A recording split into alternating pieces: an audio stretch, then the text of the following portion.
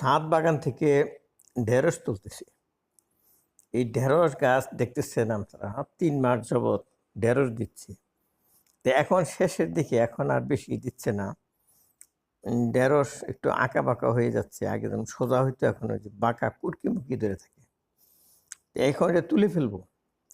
গাছটা তুলে ফেলে আবার নতুন যে চারা লাগিয়েছি ওই চারা লাগাবো। এই চারা থেকে ১ মাস পরেই ঢেঁড়স দিতে থাকে। প্রতিদিন একটা করে ঢেঁড়স ওঠে। আমার কাছে এই ছাদ বাগানের সবজি হিসাবে ঢেঁড়স একটা পছন্দনীয় সবজি। কারণ এটা সারা বছরই পাওয়া যায় এবং এটা শুধু পানি দিতে হয়। তো পানি দিতে তো সমস্যা নাই আমাদের। কাজেই ছাদ বাগানের জন্য ঢেঁড়স একটা ভালো ফসল।